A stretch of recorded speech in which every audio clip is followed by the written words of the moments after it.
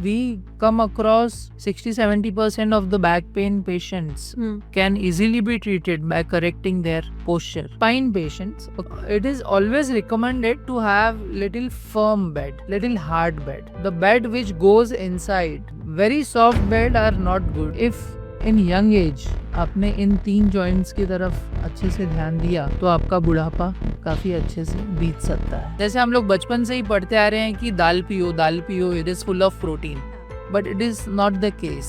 Okay, the protein which dal has is a third class protein. It is not first class protein. अगर हमारे body का 1 kg wait भी कम होता है तो इट इज सेट कि घुटने पे से आपका 5 kg का प्रेशर कम होता है। कब जाके आपको लगता है कि नी रिप्लेसमेंट का समय आ चुका है? जो गर्दन झुकी होती है हमेशा, ठीक है, वो हमें रोकना है, क्योंकि गर्दन झुकी होने से जो ये मसल है वो रिलैक्स नहीं हो रहा है। हाँ, it's continuously in a position of contraction, हाँ, एक्शन, हाँ। या जिसकी वजह से स्पाज्म होता है। जैसे एज बढ़ती है वैसे हमारा जो नाइट्रोजन बैलेंस है बॉडी का वो कम होता है, और अगर diet is not rich in protein, okay, then this falls further. Vegetarian non vegetarian अपनी अपनी दोनों की दलीलें हैं और वो दोनों ठीक है, लेकिन हड्डियों की जब बात आती है तब ऐसे में डू यू सजेस्ट कि नॉन वेजिटेरियन जरूरत पड़ने पर वेजिटेरियन लोगों को लेना चाहिए?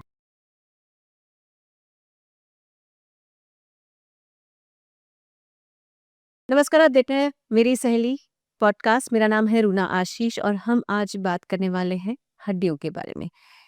जिंदगी में आगे बढ़ने के लिए, रुकने के लिए, थमने के लिए, कहने के लिए तो ये है कि हमारी बॉडी काम करती है, लेकिन असली में जो काम होता है वो है हड्डियों का। और इसी से जुड़ी कई सारी बातचीत, कई सारी परेशानियों को और कई सारे सवालों को सॉल्व करने के लिए हमारे साथ जो डॉक्टर आए हैं, ये है डॉक्टर आलोक पांडे जी। और इनके बारे में अगर मैं तारुफ कराऊं तो ये अपोलो स्पेक्ट्रा हॉस्पिटल के संबंध एक कंसल्टेंट डॉक्टर हैं जो कि नी और हिप रिप्लेसमेंट सर्जरी में खासी मालूमात रखते हैं और एक्सपर्टीज रखते हैं। 15 सालों से काम कर रहे हैं और 1500 से ज़्यादा सर्जरीज में सफलता पा चुके हैं। डॉक्टर से बात करते हैं। बहुत बहुत स्वागत है। इतना सारा काम आप कर रहे हैं नमस्ते। नी और हिप रिप्लेसमेंट में, तो सोच के ही ऐसा लगता है कि पूरी बॉडी को चलाए रखने के लिए इसके अलावा तो कुछ है ही नहीं। सो ये hip and knee are the major joints of the body, जिसकी वजह से लोकोमोशन, जो कि हर कोई, आप या मैं, द जो मूवमेंट चालू है वो हिप और नी की वजह से है। And the spine is the one which is like the backbone of everyone. Okay, so hip, knee and spine, these 3 joints are the major joints.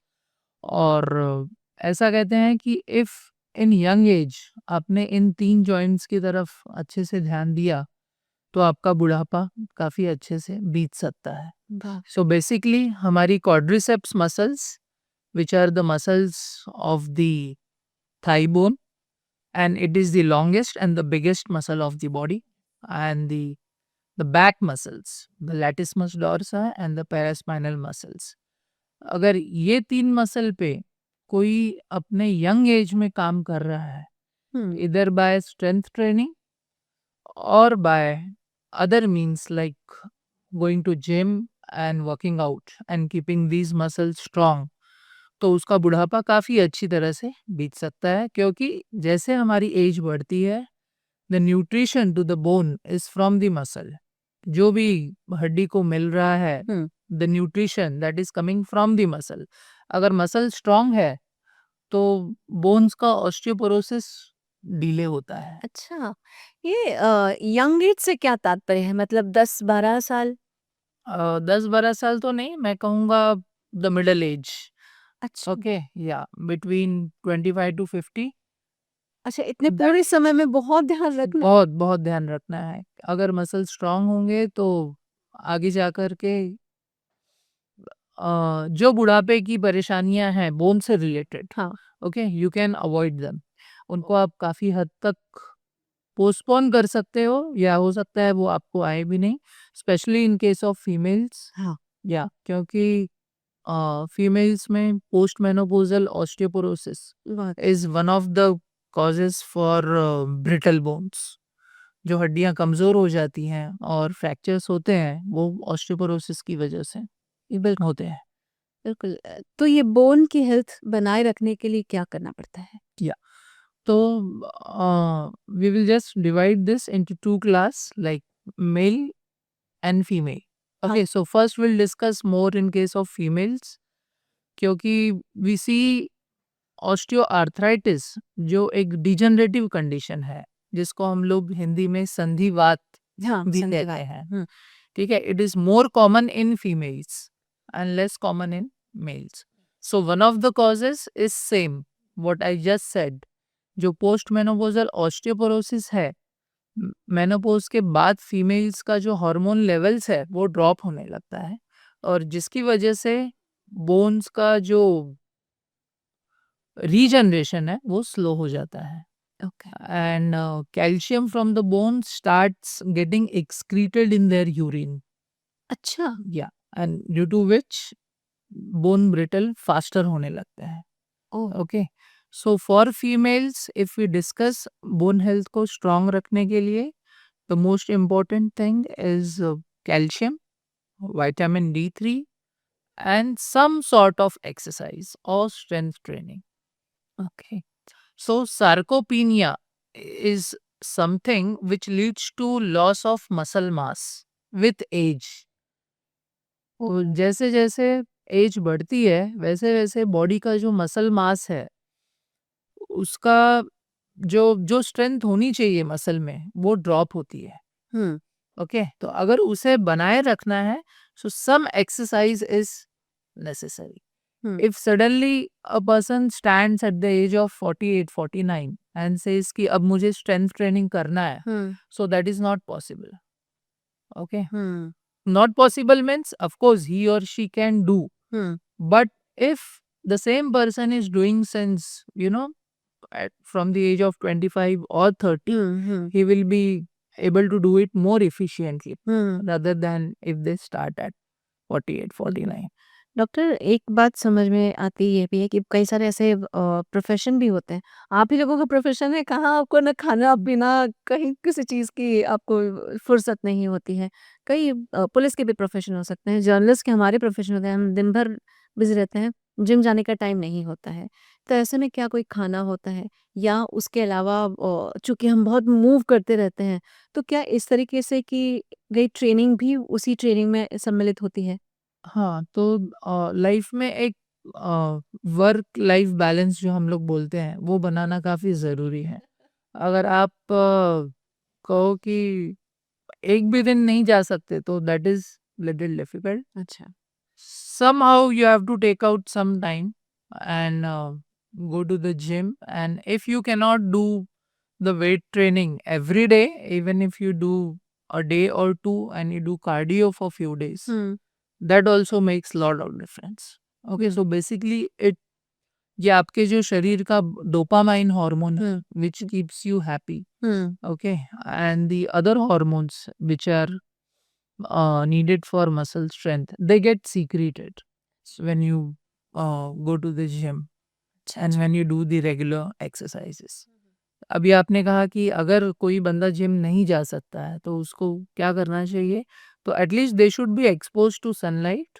हाँ। Okay, so that is something where the vitamin D3 role comes. अगर कोई सुबह 8 बजे से रात को 8 बजे तक एयर कंडीशन में बैठा हुआ है and he is not expose to any hmm. sunlight or he is not having any supplement, so definitely these are the patients जो इतने सारे केसेस अभी सर्वाइकल और लंबार स्पॉन्डिलोसिस के आ रहे हैं, हाँ। Specially post Covid, because work from home started बहुत एंड पीपल आर सिटिंग एक ही जगह पे बैठ के कंटिन्यू काम हो रहा है, due to which the posture problems are coming. हाँ। Patients are continuously sitting down while working on the laptop. Yes. So if the posture is not correct, they are more likely to get back issues, the neck हाँ। issues. हाँ। Okay. And in that, if they are not exposed to sunlight, the vitamin D3 level hmm. starts falling. And all these, they become more prone for spondylosis. Doctor कई बार आप लोग कहते हैं संतुलित आहार लीजिए, तो क्या बोन्स के लिए भी कोई संतुलित आहार आप बताना चाहेंगे? हाँ, बोन्स के लिए संतुलित आहार मोस्ट ऑफ द टाइम जो हम एडवाइस करते हैं वो the food which is rich in calcium. Okay, so इसके अंदर रागी आपने सुना होगा, जिसे हम in हाँ। our Maharashtra we call it as nachni. Nuts. Okay, yeah. So ragi is something which has very high calcium in it. Okay, so we advise patients to have bhakri, हाँ। which is made up of ragi. अच्छा। So they can have thrice in a week, अच्छा। ragi se bani hui. Then soya bean हाँ। is something which has a high level of calcium. And then the Bengal gram, जो चना होता है, चना। भुजा हुआ, हाँ। yeah.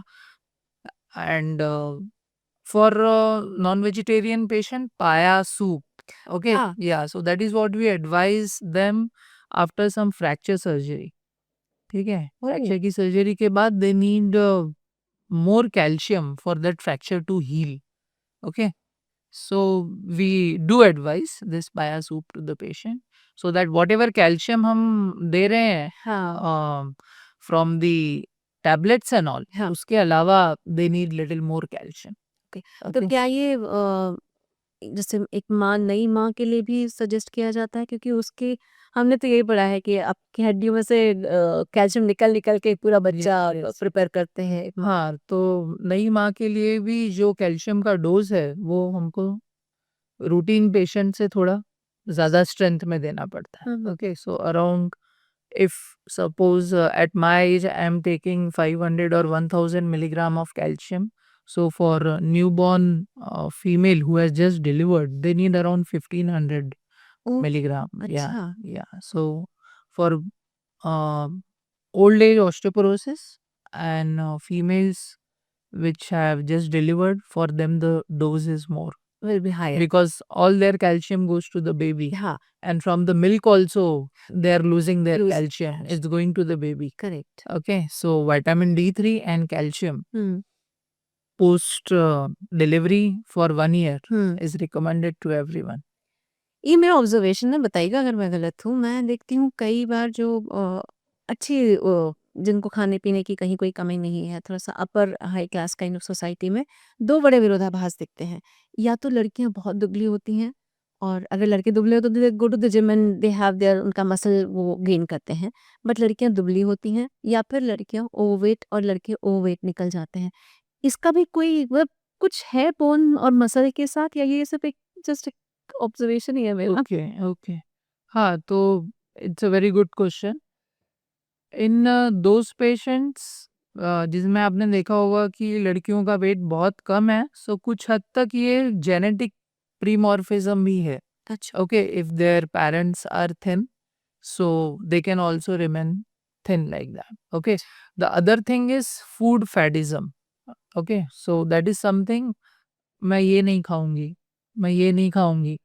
Okay, ये so likes and dislikes also decide कि how you are building your body. Hmm. Okay, if they have some for something ki nahi, this I am not liking since my childhood, so they do not like that. Hmm. Okay, on the other side, if there is more intake of junk हाँ। food, हाँ। then they can definitely gain weight. In females, especially the teenage females and those who are above 19, the chances of getting PCOD will not go into that. That is a gynec part. हाँ, Okay, polycystic ovarian disease. हाँ, हाँ, Okay, in हाँ। which the hormone imbalance हाँ, okay occurs, हाँ। occurs, and then they gain weight, hmm. and then they become little more predisposed to diabetes also. Oh! Yeah, with that. अच्छा, और muscle अच्छी बनाए रखने के लिए, स्ट्रॉन्ग बनाए रखने के लिए भी कुछ फूड या एक्सरसाइज़ ऐसा? Yeah, so the basic जो मसल का constituent है वो है protein, the nitrogen balance, what we call it as. अच्छा। So to keep the positive nitrogen balance, you need more protein in your diet. So अगर हम देखें तो normally हर person को the protein requirement daily is 1 milligram per kg body weight. So like if my weight is 78 kg, I need around 78 gram of protein every day. Okay. So in vegetarian food, the protein which is available is very less. Yes. जैसे हम लोग बचपन से ही पढ़ते आ रहे हैं कि दाल पियो, it is full of protein. हाँ। but it is not the case. Okay, the protein which dal has is a third class protein. It is not first class protein. अच्छा And dal has carbohydrates also. Okay, so for vegetarian, if you see, for the protein thing to make the muscle mass, so it is there in soybean, it is there in sprouts, but again the sprouts have carbohydrates also. Okay, so the options are less, and that's why there is more of whey protein and all this coming into the picture. Okay, तो जो extra protein लेते हैं लोग वो क्या protein होता है हाँ, तो जो एक्स्ट्रा प्रोटीन लेते हैं वो वे प्रोटीन होता है, तो उसमें भी there are different types. Okay, those which are highly filtered ones and the pure ones are good, and the patients can definitely take them. But it differs from brand to brand. I can't recommend any brand, but of course they are good for the hmm for those who need more protein in their diet. बिल्कुल Yeah. मैंने बहुत जगह पर observe किया है, बहुत बार महिलाएं जो है, जो कि आप बोलते हैं कि घुटनों का स्पेशली ध्यान देना होता है, नी का घुटने थोड़े से टेढ़े हो जाते हैं या फिर वो ऐसे ऐसे करके चलती है, तो उसके लिए आप क्या सजेस्ट कर हाँ, तो एक हम बोन मॉडल की सहायता से जस्ट नी का एनाटॉमी समझेंगे, and then will discuss that part. Okay, I just take this. If we see here, ये एक नी का आर्टिफिशियल मॉडल है. ठीक है, so this is a leg bone, the bone which is present घुटने के नीचे वाली हड्डी है ये, और ये थाई बोन है. हाँ ठीक है, तो लेग बोन का अपर एंड और थाई बोन का लोअर एंड, ये दोनों मिलके घुटने का जॉइंट बनाते हैं. मूवेबल और उसके साथ एक सामने तखनी या कटोरी जो हम कहते हैं वो होती है, जो फ्रंट में होती है. Okay, so the basic anatomy is there is fluid, हाँ oil. Oil Okay, the way we do greasing of the doors, the same way there is oil present in all the joints, due to which the movement is happening smoothly. Okay, so this fluid is called as synovial fluid. तो इस synovial fluid की वजह से nutrition जो है वो घुटने की गद्दी को मिल रहा है. अच्छा Okay, so there is a shock up like system in the knee हाँ or the hip. So if I jump, my both the bones don't touch each other. हाँ Why? Because there is a shock up present there. Due to this shock up, we don't get hurt. तो जैसा आपने कहा कि औरतों का नी का जो अलाइनमेंट है वो बिगड़ने लगता है. हाँ। ठीक है, तो हम इसकी एक बेसिक एनाटॉमी को जस्ट जानेंगे अभी. सो जो नी का अलाइनमेंट है वो दो टाइप का होता है, वारस और वाल्गस. वारस इज समथिंग जो अगर मैं समझाना चाहूँ तो bow knees. Okay, when the knees become like this. Okay, and the valgus is something which is we call it as a knock knees, जिसके अंदर घुटने के नीचे की हड्डी बाहर जाने लगती है. अच्छा so that is valgus. Okay okay, so ये दोनों डिपेंड करता है कि घुटने के कौन से पार्ट पे वेट ज्यादा आ रहा है और कौन सा भाग घुटने का जल्दी घिस रहा है. इस रहा है ओके, सो ये जो घुटने का हमने एक मॉडल देखा, सो इन नॉर्मल पर्सन घुटने का बहुत सारा भाग घुटने के अंदर वाले घुटने के अंदर वाले भाग पर आता है, हाँ। जिसे हम लोग मीडियल कंपार्टमेंट कहते हैं. ठीक है ठीक है, और ये है लैटरल कंपार्टमेंट.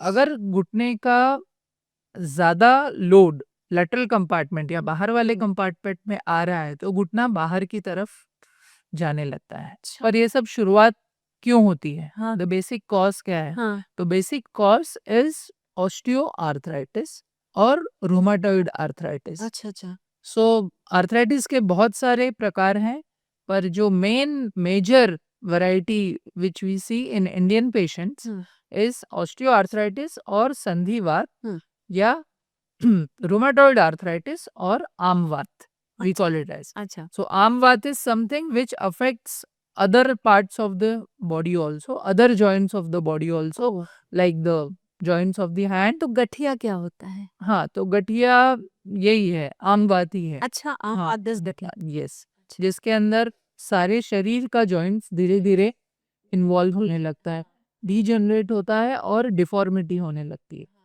जो उंगलियों का आकार आपने देखा हो चेंज होने लगता है। हाँ, तो that is something is rheumatoid arthritis. Osteoarthritis में भी उंगलियों का शेप बिगड़ता है, पर वो इंसिडेंस काफी कम है। तो जो आपने सवाल पूछा था कि घुटना बेंड होने लगता है, वो इसी वजह से होता है क्योंकि ऑस्टियोआर्थराइटिस एडवांस होता है।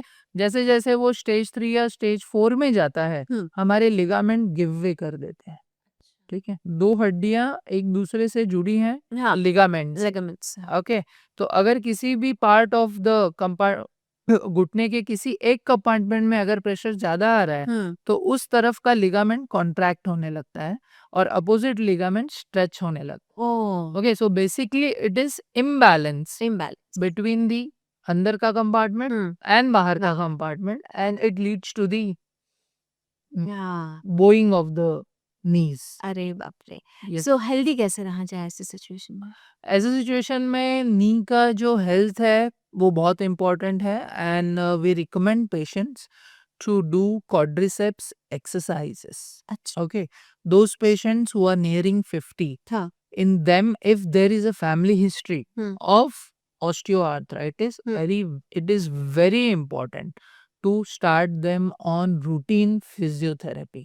अच्छा। ओके, और दीज आर नॉट, ये बहुत कॉम्प्लेक्स एक्सरसाइजेज नहीं है, ये बहुत सिंपल एक्सरसाइजेज हैं विच आप आपके फिजियोथेरेपिस्ट से सीख के घर पे खुद भी कर सकते हो। तो जो स्टेज 1 ऑस्टियोआर्थराइटिस का ट्रीटमेंट है वो है first weight reduction and second physiotherapy.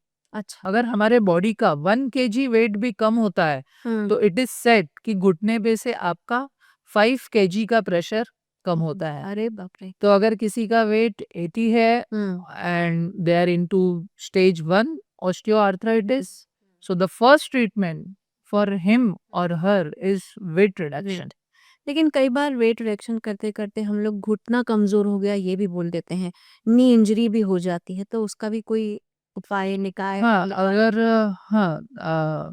अगर पेशेंट किसी नॉन रिकमेंडेड तरीके से वेट लॉस कर रहा है, okay, so in that case definitely some injuries can happen, and they might get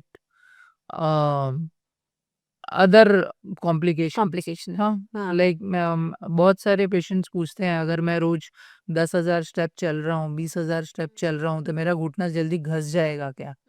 तो चलने का और घुटने के घसने का कोई रिलेशन नहीं है। ओके, हाँ। क्योंकि चलते समय हमारा घुटना उतना बेंड ही नहीं होता है जिसके अंदर जो पीछे की पार्ट है गद्दी की हाँ, वो घस जाए। को ओके, पड़े। हाँ। so the knee flexion while walking is hardly 10-20 degree. अच्छा, हाँ, ओके, करेक्ट। एंड वो घुटने उसकी वजह से घुटना नहीं घस सकता है। हुँ। या मैनी पेशेंट्स आस अगर मैं साइकिलिंग करूं तो मेरा घुटना घस जाएगा क्या?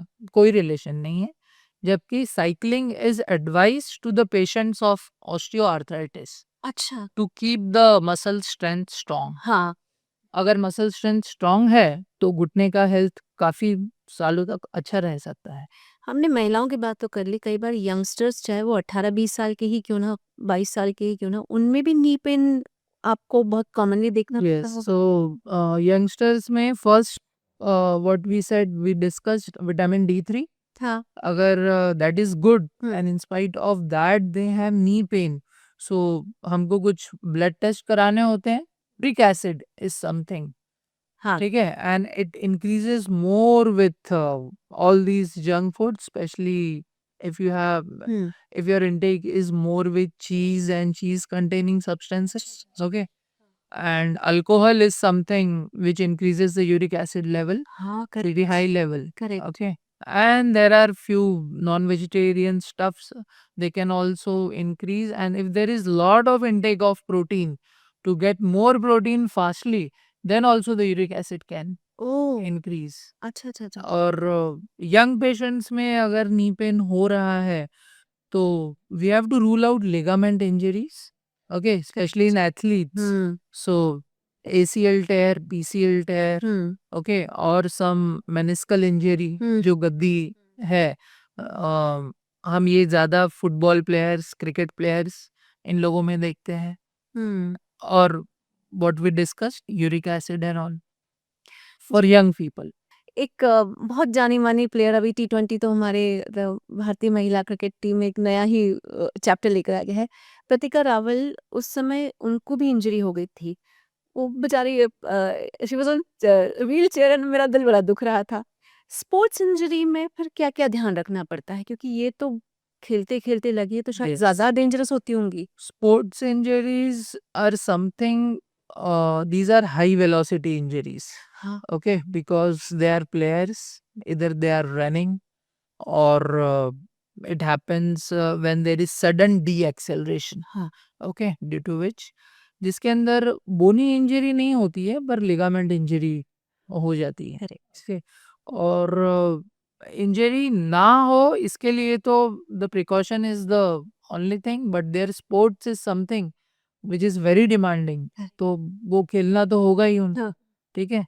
पर अगर ऐसे कंडीशन में ये होता है तो फर्स्ट एड मिलना बहुत ज़रूरी है, इमीडिएट स्प्लिंटिंग किया जाना चाहिए। And now with newer MRI and all they can be diagnose very readily and very fastly. अच्छा। ओके, जो the investigation should be done as soon as possible.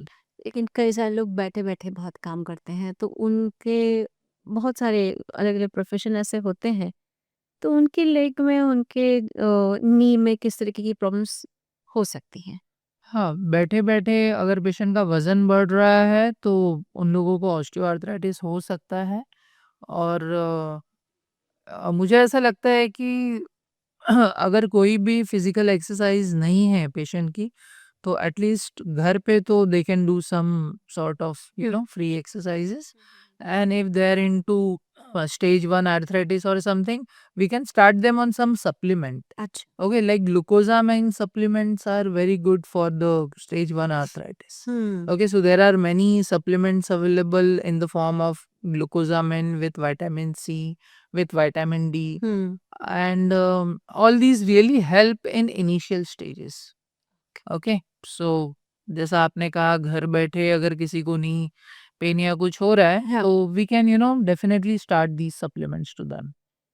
Okay, at the same time ये damage को रोकने के लिए कुछ और किया जा सकता है क्या? खाने में कहीं कुछ डैमेज्ड जो सिचुएशन ऑलरेडी डैमेज हो चुका already damaged. Okay, okay. If already damage हो गया है तो I think it's best to get it evaluated अच्छा। by the orthopedic surgeon, Hmm. and I don't think that if there is a stage 3 arthritis and if you eat something particular, so it can खट्टा नहीं खाते, ऐसा कुछ होता है? ये सब एक पहले ऐसी मान्यता थी, लोग कहते थे, पर अभी तो ऐसा नहीं है आह। कि राइस से ये होगा या फिर खटाई से हम्म नी पेन बढ़ेगा, ऐसा कुछ नहीं है, ऐसा कुछ ऐसा कुछ नहीं है। मैं यहाँ पर ये भी जानना चाहती हूँ डॉक्टर, कि कई बार लिगामेंट्स जो होते हैं वो लाइफ में एक ही बार बनता है और आपको उसके बस संभालना ही होता है। कार्टिलेज भी एक बहुत सेंसिटिव टॉपिक और सेंसिटिव भाग है हमारी बॉडी का। इन दोनों की देखभाल करने के लिए क्या करना चाहिए?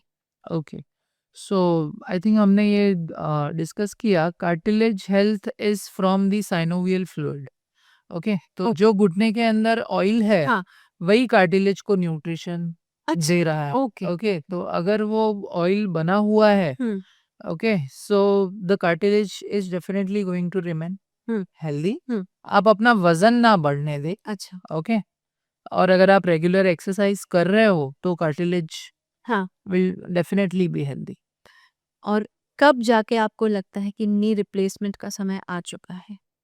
ओके, सो नी रिप्लेसमेंट का जो क्लासिकल इंडिकेशन है वो है painful deforming arthritis. So just see the term painful, so pain when patient is doing anything, और pain is at rest also. Okay, मतलब जैसे मैं अभी बैठा हूँ और फिर भी मेरा नी पेन हो रहा है, मैं कुछ नहीं कर रहा हूँ या मैं रात को सोया हुआ हूँ और फिर भी नी पेन हो रहा है, सो दैट इज पेनफुल।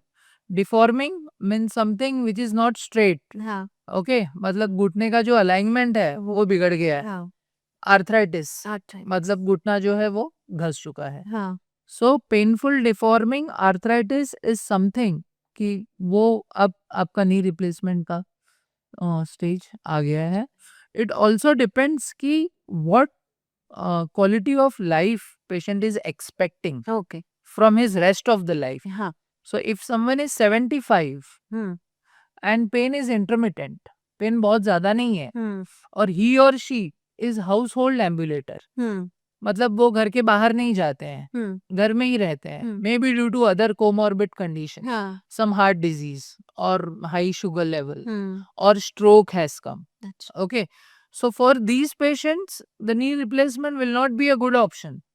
Why? अच्छा Because patient is homebound, हाँ he has other comorbidities, हाँ okay, and pain is not much.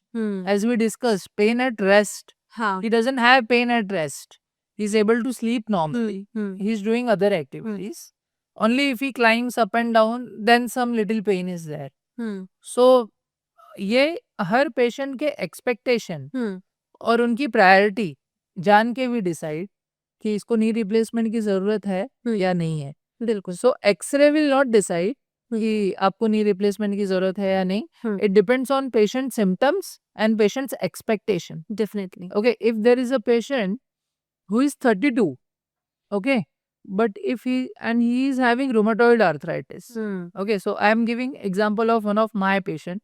So he was just 29 and he got rheumatoid arthritis at the age of 18. So from 18 till 29, his most of the joints got involved. So RA factor and NDCCP are two tests, blood tests, हाँ which we do to diagnose the rheumatoid arthritis. And both these tests were positive for him जब वो 18 साल का था. So by the time he turned 29, he was hardly able to walk. So you can imagine at 29, a person who wants to go to his job, he wants to climb stair. The lifestyle of Mumbai is something, the train में चढ़ yes, the lifeline is train. Train में चढ़ना है, बस में चढ़ना है. He was not able to do. So at the age of 32, I had to do his knee replacement. Both the knee replacement because the cartilage was completely God damaged. Yeah, and there was no other option. He was taking lot of drugs for rheumatoid arthritis, the disease modifying drugs, which delay the progression. But हाँ. still, it will be okay. And his wife was with him all the time, and she told me, "Ki doctor, now enough of the medication, enough of." So you saw, this is coming from the patient. कि अब मैं इतना ज़्यादा debilitate हो गया हूँ हाँ कि now I can't suffer this definitely pain. So he was 32 when I did. Now he is 40 and he's doing extremely well. मैं यहाँ So पर यही पूछना चाहती yeah, डॉक्टर मैं मेरा एक्सपीरियंस बताती हूँ कि नी रिप्लेसमेंट सर्जरी सबसे पहले मैंने अटल बिहारी वाजपेयी साहब की सुनी थी ओके मैंने कहा अच्छा इस उम्र में ऐसा होता है फिर आप बता रहे हैं 18 साल से एक पेशेंट का हुआ ये मतलब उनकी लाइफ कितनी चेंज हो जाती है मतलब ऐसा अगर वो चल रहे हैं तो क्या वो भागने लग जाते हैं उम्र में क्योंकि अगेन उम्र plays a very big role when it comes to yes. Bones and So I will say it's a new life to अच्छा the patient. Yes, after the knee replacement, a patient who has got bowed knee or the knock knee, जो चल नहीं पा रहा है और knee replacement के बाद अगर वो स्टेयर्स चढ़ रहा है, अपनी सारी एक्टिविटीज खुद कर रहा है, so it's a new life to them. Okay बहुत चेंज हो जाती है. अच्छा यस, ये या अच्छी बात है इट चेंजेस अ लॉट. अगर एक सही इंडिकेशन में हाँ नी रिप्लेसमेंट किया गया है, hmm so the life will change dramatically. यहाँ पर मैं आपसे जानना चाहती हूँ कि स्पॉन्डिलोटिस है या फिर सिटिंग आपका जो पोजीशन है वो आपके डे टू डे एक्टिविटीज में कितना चेंज लाता है और एक सवाल आजकल लड़की लड़के चूंकि मोबाइल में घुसे रहते हैं there's a hump, या ये दोनों कैसे चीज ठीक किया जाए Okay, yeah. So there is a rule of 90-90. अच्छा If you have heard. नहीं आप नहीं, बताएं हाँ. So 90-90 is something whenever you are working for longer, हाँ you have to sit keeping the knee joint angle at हाँ 90, हाँ this and this at 90 nine with the trunk and the hip. Okay, so this is called as rule of 90-90 where you have to sit like this and you have to get the screen at eye level. level. Okay, so most of the corporates are adopting this practice to get the screen at eye level so that there is no continuous जो नीचे हाँ जो गर्दन झुकी होती है हमेशा, ठीक है, वो हमें रोकना है क्योंकि गर्दन झुकी होने से जो ये मसल है वो रिलैक्स नहीं हो रहा है, हाँ it's continuously in a position of contraction हाँ एक्शन हाँ या जिसकी वजह से स्पाज्म होता है. Okay, and we see lot of patients, young patients, 19 to 25, correct male or female, Hmm. coming to us with neck pain, and x-ray में कुछ आता नहीं है क्योंकि उतना ज़्यादा एडवांस नहीं हुआ होता है, पर मसल स्पाज्म जो है वो कर्व को, जैसा आपने बोला, हम्प आ हाँ जाता पा जाता है. है ओके, सो वो कर्व को चेंज कर देता है. तो हम वापस जाता है नॉर्मल यस होता है यस, अगर मसल्स रिलैक्स हो जाएं तो फिर वो हम्प वापस जा सकता है, द नेक का, ओ नेक का जो है. बैक पेन एक बहुत अलग तरीके से कहा जाता है कि अगर आपके कंधों पर बड़ी जिम्मेदारियां हैं तो आपकी कमर तो टूटने वाली है कमर टूटना यानी बैक पेन होना वो बहुत सिवियर होता है ऐसे में सिचुएशन को कैसे कंट्रोल किया जा सकता है ओके, तो बैक पेन भी मोर और less in most of the cases it's a postural issue. अच्छा। ओके, अगर आपका पोस्चर करेक्ट है और आपका मैट्रेस करेक्ट है तो the chances of getting back pain are less. So what we come across, 60-70% of the back pain patients hmm can easily be treated by correcting their posture. अच्छा Okay, the first thing. Hmm second thing, जो second category आती है young patients में, वो है spondylitis की, जिसमें patient complain करते हैं सुबह उठते ही मैं चल नहीं पाता, बैक पूरी स्टिफ हो गई है. Okay, so these are the patients in home जिनमें हमें एनकाइलोजिंग स्पॉन्डिलाइटिस एक कंडीशन है जो हमें रूल आउट करनी है. अच्छा So there are some blood tests if we do, and if the test turns out to be positive, hmm then we have to start the treatment on them. Hmm And very rarely the infection. अच्छा Okay, yes. We see lot of patients with infection of the spine, especially the hmm tuberculosis. Oh Yeah, the cock spine we call it as, and it is very much prevalent in our country. Okay, so TB is yes, it is still there. और जो bone की TB होती है वो हम्म secondary TB होती है, मतलब patient को कभी छाती की या लंग्स की टीबी हुई है, and in childhood and in adulthood when their immunity drops, that bacteria can just get reactivated and it can travel to your spine and you can get the tuberculosis of the spine. Okay So basically, these 3-4 causes are the ones which we come across very regularly. बिल्कुल। यहाँ पर हम सभी दर्शकों को बताना चाहते हैं अपोलो स्पेक्ट्रा हॉस्पिटल जहाँ पर डॉक्टर कंसल्टेशन देते हैं, ये एक ऐसा हॉस्पिटल है जो आपके नेबरहुड में पाया जाएगा जहाँ पर आप किसी भी तरीके की सर्जरी हो या किसी भी तरह की कंसल्टेशन हो, परेशानी हो, आप एकदम से जाइए और कम से कम इमीडिएटली आपको उस चीज़ के लिए अटेंशन दे दिया जाएगा। डॉक्टर आपके लिए बिल्कुल तैयार खड़े रहेंगे ताकि आपकी तकलीफ़ें कम हो। साथ ही साथ ये भी बताना चाहूँगी कि बहुत अफोर्डेबल प्राइसेज़ में होगा तो जेब पर भी भारी नहीं होगा, दिल पर भी भारी नहीं होगा और स्वास्थ्य आपको ठीक करने के लिए, तंदुरुस्त करने के लिए डॉक्टर हमेशा तैयार रहने वाले हैं। डॉक्टर यहाँ पर मैं आपसे ये जानना चाहती हूँ कि ऐसे में सोना बहुत बड़ा एक रोल प्ले करता है। कई बार मैं सुनती हूँ कि रुई से भरे हुए गद्दे पे अगर आप सो तो बैक पेन कम होगा। कई बार फिर कोई बोलता है कि वो जो जैसे धृतराष्ट्र रिंग वाले. हाँ, स्प्रिंग वाले वो जैसे भीष्म पितामह काँटे वाले में सोते थे वैसे वाले पे भी शैया पर भी सोना चाहिए, बहुत अच्छे प्रेशर पॉइंट्स दबते हैं। फिर कोई कहता है कि ज़मीन पर सो जाइए, फाइनली सोना कहाँ है? Okay, okay. So basically, any mattress जिस पे अगर आपको लेट के बैक पेन वगैरह नहीं हो रहा है, that is good for you. But for patients of spine patients, okay, it is always recommended to have little firm bed, अच्छा। little hard bed. Okay, the bed which goes inside, हाँ, हाँ। okay, very soft bed are not good not good. for your back. In fact एक बार Okay, बीच में कुछ आया था water bed भी निकला था, वो देखने में बड़ा फैंसी सा लगता था, फिर yeah. किसी ने बोला कि ये ठीक नहीं है।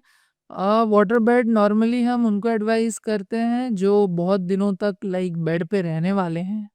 okay, air bed or water bed. ऐसा So भी कुछ especially, होता है? हाँ, so water beds are those are made to avoid bed sores, because if there is a water, so the level is moving हाँ, inside, so there is no fixed pressure on the back at one point. अच्छा, Okay, so water bed, air bed, both of them have a role in patients who are immobile due to any condition, any condition. like stroke Hmm. or some hip surgery has done and he is not mobilized. Hmm. So in those cases, we prefer water bed Hmm. or air bed. Hmm. Okay, otherwise for all patient, I believe that our simple cotton mattress is the best one which you can use. वो जो नारियल का जिसमें बनी रहती नारियल के रेशे Yeah, it should not be very soft. हाँ, A little firm bed is good for your back. और ये जमीन पर सोना कितना कंफर्टेबल या कितना रेकमेंड करते हैं आप? Yeah, there is no harm in sleeping on the floor. और अगर जमीन पे कोई गद्दा या कुछ बिछा के सो रहा है, it's good. It's good. It's good. Yeah, it's good. Means there is no side effect Hmm. of sleeping on the floor. Only thing is for old individuals, those who have got knee arthritis or hip arthritis. उठ के बैठना, So we advise them not to sit not to sit. on the floor. For them, it is not advisable. Otherwise, for middle age and all, there is no no harm in no harm, no harm. They can definitely sleep. ये फ़ोन ने सिर्फ़ हमें थम वो एक hump ही नहीं दिया है, सुनने में तो मेरे ये भी आया कि ये स्पाइन को भी उतना ही नुकसान पहुँचा रहा है, सच है क्या? हाँ, अगर कंटिन्यू पोस्चर किसी का फ़ोन में झुकी हुई गर्दन है, तो डेफ़िनेटली उनको जो गर्दन का स्पाज़म है, ये होने के चांसेस ज़्यादा है। हुँ, और ऐसे में जब फ्रैक्चर होता है तब अ, आप सपोर्ट करने के लिए तो डेफ़िनेटली आप प्लास्टर लगाते ही हैं, लाइट प्लास्टर भी है, हेवी प्लास्टर भी पीओपी वाला भी आता है। जब प्लास्टर कट जाता है, हट जाता है, तब क्या-क्या ध्यान रखते हैं? हाँ, तो प्लास्टर निकलने के बाद जो केयर है, we call it as post plaster और द पोस्ट रिमूवल केयर, जिसके अंदर आपने देखा होगा कि प्लास्टर निकलने के बाद पेन एक्चुअली थोड़े दिन के लिए बढ़ जाता है। अच्छा, हाँ, क्योंकि प्लास्टर उस जॉइंट के अंदर थोड़ा स्टिफनेस प्रोड्यूस करता है। So if plaster is for 3 weeks, 4 weeks, that joint becomes stiff. हाँ, और patient is under the impression कि प्लास्टर निकलते ही मूवमेंट चालू हो जाएगा, पर वैसा होता नहीं है। होता नहीं। Okay, and there is some जो बोन प्लास्टर के अंदर रहती है, वो बोन भी थोड़ी वीक हो जाती है, क्योंकि वहाँ का मसल नहीं काम कर रहा है। इनफैक्ट मैंने तो देखा है कि फ्रैक्चर को जुड़ने के लिए इमोबिलाइज करना ज़रूरी है। हाँ, और इमोबिलाइजेशन मतलब कि that muscle is not moving. So if muscle is not moving, the bone is not getting enough calcium hmm, from the muscle.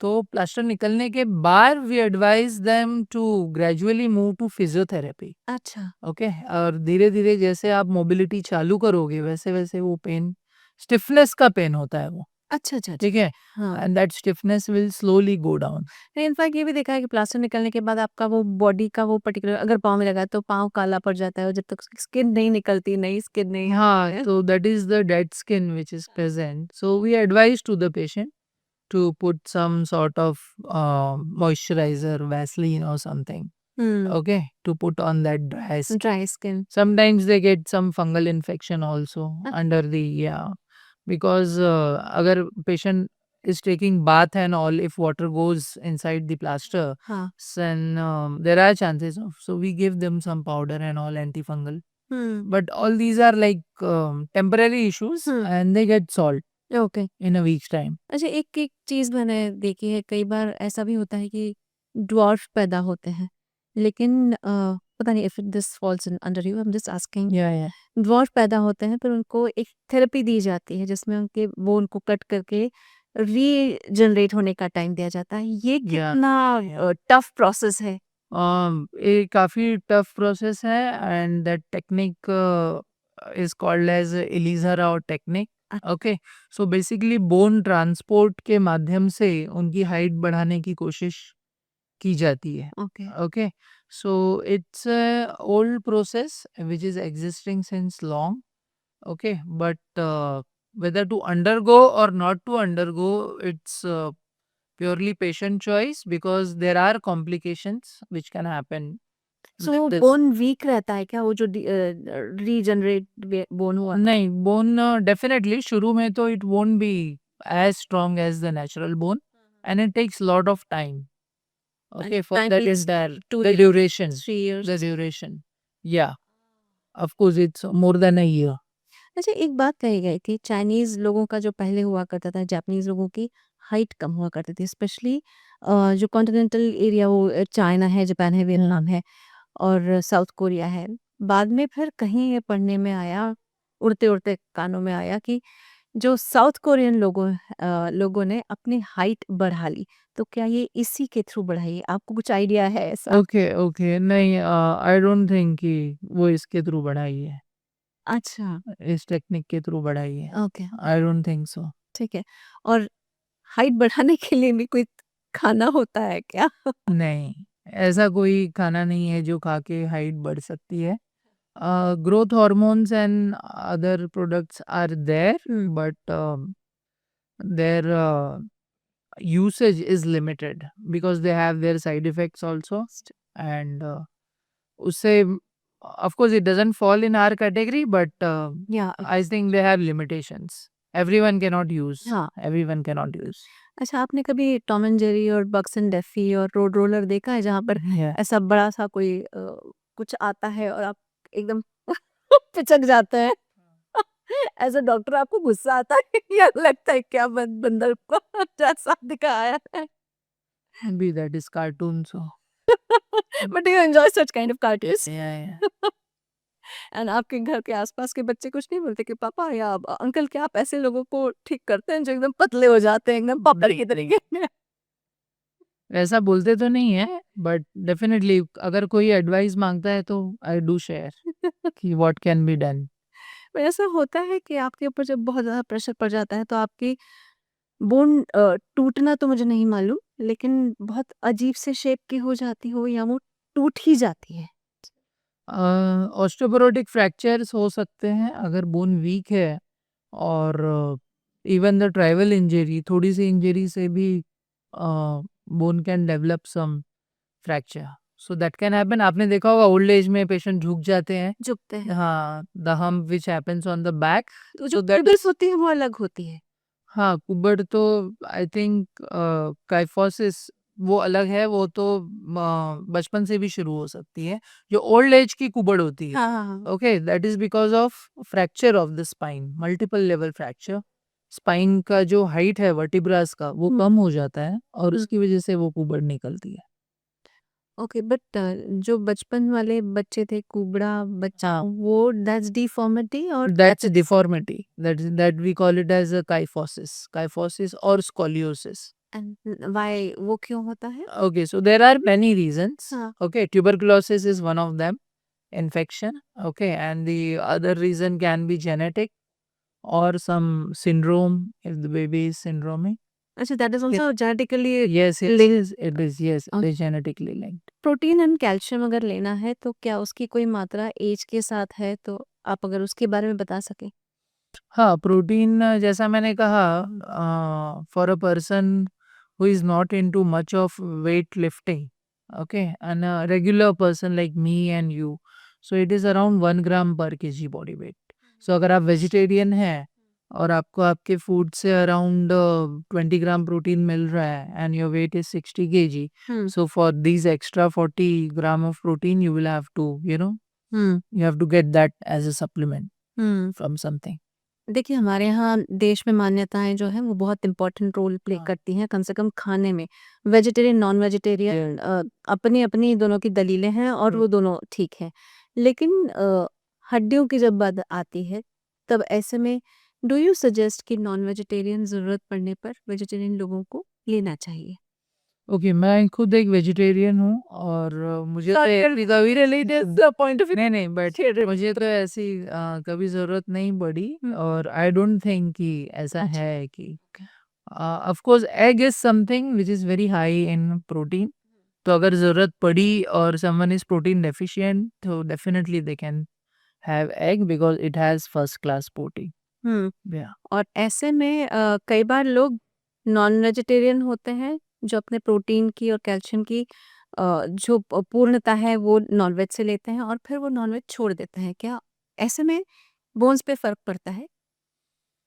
फ़र्क तो नहीं पड़ना चाहिए ऐसे में, क्योंकि ऐसा नहीं है कि सारे वेजिटेरियंस का बोन काफ़ी वीक है। सो आई डोंट थिंक कि अगर आपने एक्स्ट्रा लिया है और उसके बाद आप छोड़ रहे हो तो it should not cause any imbalance. एक बहुत कॉमन तरीके से कहा जाता है फ्रोज़न शोल्डर, वो एग्ज़ैक्टली क्या होता है? हाँ, तो फ्रोज़न शोल्डर एक ऐसी कंडीशन है जिसके अंदर जो मसल्स हैं शोल्डर के, वो एक-दूसरे को चिपकने लगते हैं। अच्छा। और वो फिर मसल बोन से चिपक जाते हैं, जिसकी वजह से पेशेंट को हाथ उठाने में हाँ। तकलीफ होती है। So why it's said that it is somewhere indication of perimenopausal phase or menopausal phase? Okay, तो it is more common in diabetics actually. अच्छा। Okay, so those who have diabetes and they are going through the postmenopausal phase, okay, और mail patients also जिनको diabetes है, उनके अंदर frozen shoulder होने के chances काफ़ी ज़्यादा हैं। But it's very simple condition जो एक सेल्फ लिमिटिंग कंडीशन है। फ्रोजन शोल्डर के लिए आपको कोई सर्जरी कराने की ज़रूरत नहीं होती है और ये 6 से 9 महीने में अपने आप ठीक हो जाता है। आपको सिर्फ रूटीन कुछ एक्सरसाइज़ेज़ होती हैं, वो आपको करनी होती है। First 3 months of frozen shoulder are quite painful, Painful. Okay, and after that the pain starts subsiding.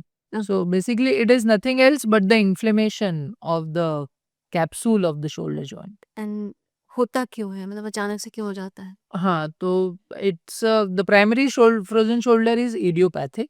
It can happen to anyone. Okay. Okay, and the secondary frozen shoulder can happen either due to diabetes or it can happen to heart patients who have undergone some bypass surgery or angioplasty, हाँ, और कोई shoulder की injury हुई है, उसके बाद भी ये हो सकता है। बिल्कुल। ऐज के साथ जैसा आप बता रहे थे कि आपके मसल मास गिरने लग जाता है, ये सार्कोपेनिया, या थोड़ा-सा इसके बारे में एक्सप्लेन करें? या तो जैसे एज बढ़ती है वैसे हमारा जो नाइट्रोजन बैलेंस है बॉडी का वो कम होता है, ठीक है? और अगर diet is not rich in protein, hmm, okay, then this falls further, hmm. जिसके अंदर मसल का जो बल्क है दैट स्टार्ट्स डिक्रीजिंग। जो मसल का साइज होना चाहिए वो मसल का साइज उतना रह नहीं जाता है और जिसकी वजह से फर्दर लॉस होता है। So basically it's nothing else but the aging हाँ, of the muscles, okay. Okay, जिसके अंदर मसल का प्रोटीन का लेवल कम होने लगता है and then the strength also drops and it becomes a vicious circle. अच्छा, अच्छा। If the strength drops, you can't do much exercise or you हाँ। cannot, develop those muscles. And then it falls further. Hmm. Doctor vitamin D के बारे में बहुत आप भी बताते हैं, बहुत बोला जाता है कि धूप में डेफ़िनिटली जाया करो, आपकी स्ट्रेंथ मिलती है, मसल के लिए भी और बोन्स के लिए स्पेशली। कई सारे देश हमारे दुनिया में ऐसे हैं, कई सारे राज्य हमारे देश में भी ऐसे हैं, जहाँ पे सूर्यास्त और सूर्योदय का टाइम अलग है। कई बार तो नॉर्वे जैसी जगह जहाँ पर 6-6 महीने तक सूर्योदय भी नहीं होता है। तो ऐसे में विटामिन डी की पूर्णता कैसे पूरी की जाती है? और अब चूँकि हम हमारे देश की बात ज़्यादा प्रेशर देकर कहेंगे, तो कई ऐसे राज्य होंगे जहाँ पर सूर्य देव नहीं प्रसन्न होते हैं कई दिनों तक। Okay.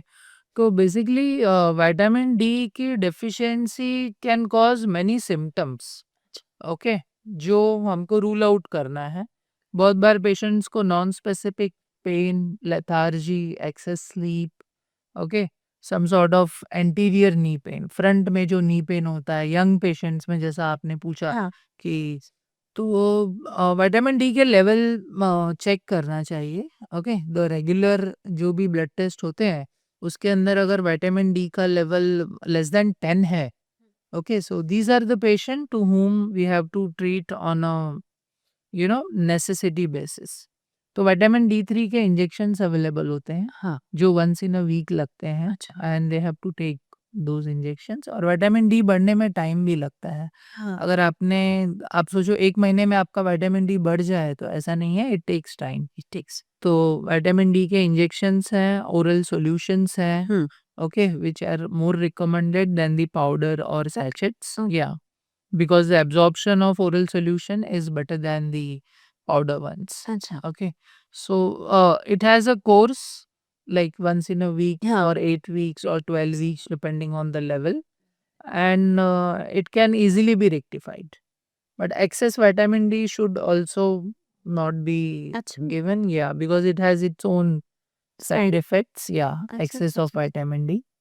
ओके कोविड एक वो टाइम था जब सब रुक गया था सूर्य आ रहा है सूर्य जा रहा है चंद्रमा तारे सब अपना काम कर रहे हैं हम काम नहीं कर रहे हैं और घर के बाहर तो बिल्कुल नहीं निकल रहे नहीं, तो कोविड के बाद क्या आपको विटामिन डी की कमी वाले पेशेंट्स ज्यादा आए काफ़ी, काफ़ी, तो कैसे उस काफ़ी। चीज को मैनेज किया are they back to the normal thing Yeah, basically, patient symptoms what we see in the clinic, उससे पता चलता है। और young patients with knee pain and all, there is a condition called as chondromalacia, जिसके अंदर cartilage की thinning होने लगती है।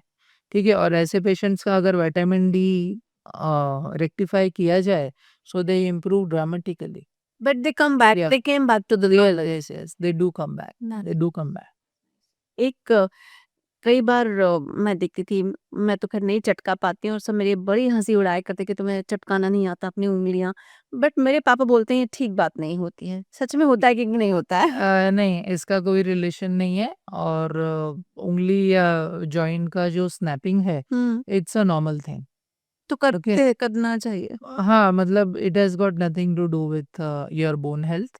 And 15% of the patients can have snapping of joints. Okay, अच्छा so out of 100, 15% can have. कोई लोग बोलते हैं कि मैं गर्दन हिलाऊं तो मेरी गर्दन से आवाज़ आती है, या नी हिलाऊं तो नी से आवाज़ आती है। So that's normal. ओके, अगर आपका यूरिक एसिड लेवल नॉर्मल है और पेन नहीं है, so it's completely okay. Okay, it's something which is normal. एक आप बात करते करते ऑफ कैमरा आप मुझे रोबोटिक सर्जरी के बारे में तो रोबोट्स करते हैं क्या सर्जरी Yeah. तो ये एक मिसकंसेप्शन है।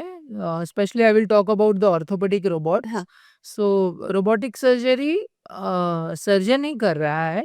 It's a robotic assisted knee replacement और हिप रिप्लेसमेंट, जिसके अंदर सर्जन एक डेटा क्रिएट करता है ऑपरेशन थिएटर के अंदर, डिपेंडिंग ऑन एन इंडिविजुअल नी और hip. Okay, there is an infrared camera present inside the operation theater, and it takes the inputs from the bone of the patient, and it creates a model inside the operation theater, and it guides the surgeon. Okay Okay, so basically it's an excellent tool to decrease the human error. So that is how the robotic surgery has come into picture. Okay, now if suppose I have kept these two bone models, okay, like one is here and one is here, and I ask you what is the distance between these two bone models. So maybe 15 yeah, so that maybe came, maybe so you are not accurate. no Okay, you will say 15, someone will say 17, someone will say 17.2. So that is where the robotic surgery has come into picture. हाँ You can quantify what you are cutting hmm while doing the knee replacement. Okay Okay, अगर मैं बोलूं कि मैं 5 millimetre of bone को शेव कर रहा हूँ या कट कर रहा हूँ, so the human eyes cannot make out what is 5 millimeter. Correct Okay, of course there are tools while doing the conventional surgery which lasted for so many years and giving the result, but the robotic surgery is more precise and it is more accurate while doing the knee replacement. हाँ And there are few cases in whom the robotic surgery is must. Like अगर कोई patient है, उसके जांग में या घुटने के नीचे कोई प्लेट लगी हुई है, उसका कोई पहले ऑपरेशन हुआ है, या उसका नी का अलाइनमेंट बिगड़ा हुआ है ड्यू टू हिप रिप्लेसमेंट जो ऊपर हुआ है, तो ऐसे केसेस में लोअर लिम यानी कि पैर का अलाइनमेंट एक लाइन में आना बहुत जरूरी है. Okay, so in these cases robotic surgery plays a very very important role. क्योंकि अगर हम ये केसेस को कन्वेंशनल तरीके से करेंगे हम्म तो the chances of error would be higher. Hmm Okay, so this is something the difference between a normal car and automatic car. अच्छा If I'm driving an automatic car, I'm taking reverse. हाँ Okay, so it will show you how much हाँ behind you can go. हाँ The alarm beeps. हाँ Okay, and it also shows कि आप कितना नजदीक हाँ वॉल के पहुंच गए. पहुंच गए Okay, so it's the same way the robotic surgery guides a surgeon कि how much of bone is to be Yeah. removed to And get the perfect the perfect alignment. nice To get the perfect alignment. more advanced and Exactly. So it is something which is tailor made or it is Tailor. yeah customized for that knee. Hmm Agar if a patient walks into my clinic Hmm. and he asks me, doctor, you tell me robotic or non-robotic. Okay, so patient का x-ray करने के बाद if I see he has not undergone any surgery previously, hmm okay, his pain is massive, but the alignment of joint is not much disturbed. Hmm Okay, I will advise him to go, of course, because robotic has got a cost also involved in it. definitely Okay, so if result is going to be same with robotic or non-robotic, Hmm. I'll offer him the conventional surgery. convinced But if the case is complex, Hmm. there is some surgery which has been done in the past, hmm okay, and we need accurate alignment, then I will advise him to go the robotic surgery. Okay, so now also the question comes total knee replacement or partial knee replacement. Okay, that also many patients say कि हमारे neighbor का आपने partial knee किया, मेरा क्यों total बोल रहे हो?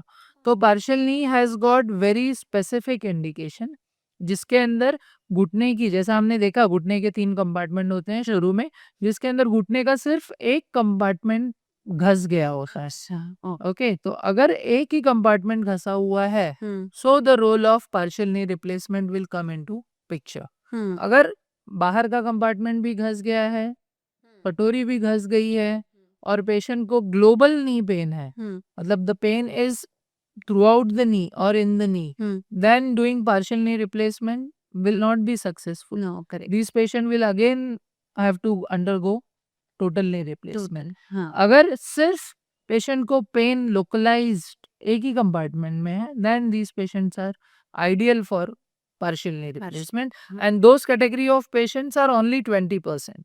So if you see 100 patient with knee pain requiring knee replacement, hmm from 100 around 15-20 would be only candidate for partial knee replacement, hmm and the rest all would be for the knee Full, replacement, हाँ. full knee replacement. Yes.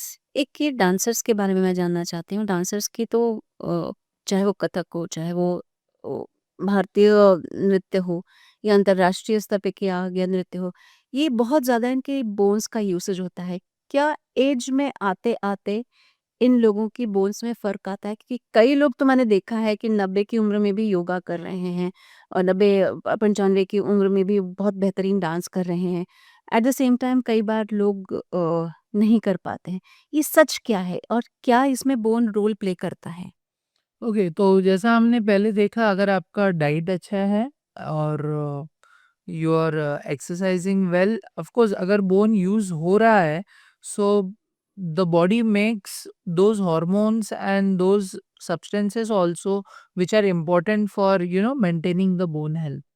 सो ऐसा कुछ नहीं है कि अगर कोई कथक कर रहा है या उनका बोन काफी यूज कर रहा है, अगर there are no ligament injuries and there is no deficiencies हाँ of D3 and calcium, then they will lead to a normal life even when they grow old. That's Yes. That's nice doctor कई बार ये देखने में आता है कि bone से related या मसल से रिलेटेड ज़रा सा कुछ पेन हुआ नहीं कि चलो एक मेडिसिन ले लेते हैं और छुटकारा पाते हैं सच बोलूं तो जो बहुत ज़्यादा काम में बिजी होते हैं उनके लिए एक अच्छा वे आउट है बट कई बार ओवर करना भी तो सही नहीं होता है तो क्या सजेस्ट करेंगे ऐसे में Yeah, I'll suggest कि popping up the painkiller is not a good option. Okay, क्योंकि बहुत सारे painkiller में the substance, the constituent which is present, it's not good for your kidneys. Okay, so there are safe painkillers and there are strong painkillers which give you instant relief, but they are giving you some side effect. अंदर ही अंदर आपकी kidney को वो परेशानी Damage. पहुंचा रहे हैं. Correct. तो मेरे ख्याल से अपने डॉक्टर की सलाह के बिना पेन किलर ना खाएं, that is a good thing. और अगर कोई इमरजेंसी है या कुछ है तो definitely you can have it, पर उसका ओवरडोज नहीं करना है कि आप दिन में 3 बार खा रहे हो और 10 दिन तक खा रहे हो, वो नहीं होना चाहिए। करेक्ट। ठीक है?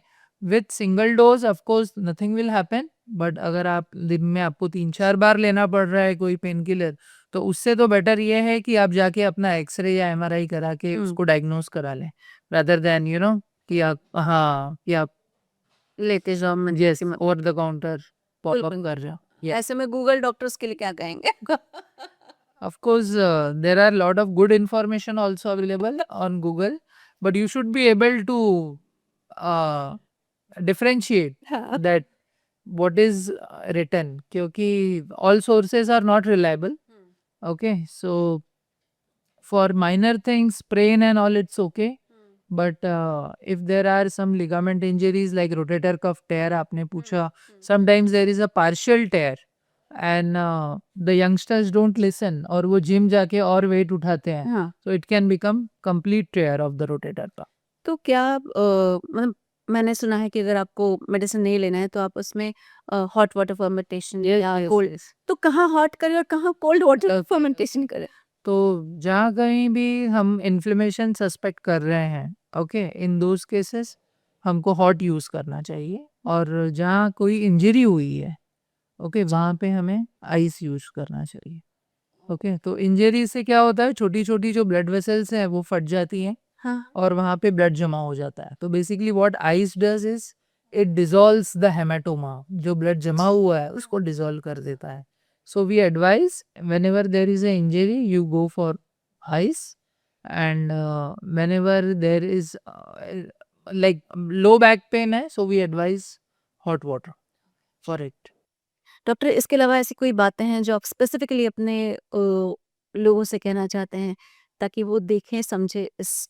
हाँ, तो बोन और जॉइंट हेल्थ, ये जो टॉपिक आपने चूज़ किया था, that is a very good topic, and from young age only I advise everyone to be very cautious about their bone and joint health, जैसे those who are the players and athletes, even बच्चे जो घर पे होते हैं, तो the high velocity injuries should be avoided.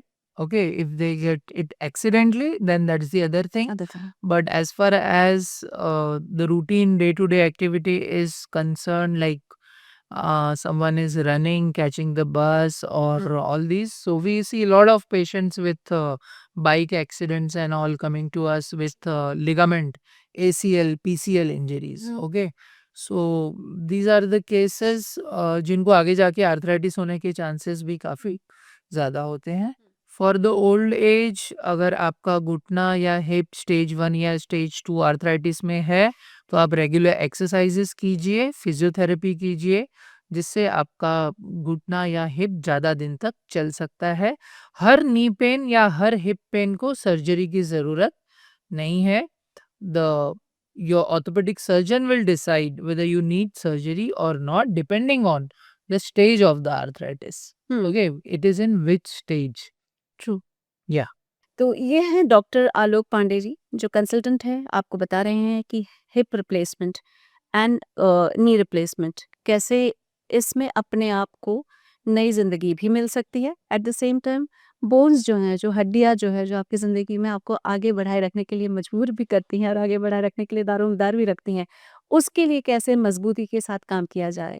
तो ऐसे में अपोलो स्पेक्ट्रा हॉस्पिटल वो आपके लिए डेफ़िनेटली हाज़िर है। किसी भी तरीके की प्रॉब्लम्स आपको घर के बिल्कुल आस-पास सॉल्व होते दिखाई दे जाएँगी। तो मेरी तरफ से इन्हें रुना आशीष की तरफ से फ़िलहाल बहुत-बहुत शुक्रिया। आप ऐसे ही इंटरेस्टिंग, इंस्पायरिंग और अमेज़िंग स्टोरीज़ के लिए बने रहिए मेरी सहेली पॉडकास्ट पर। धन्यवाद।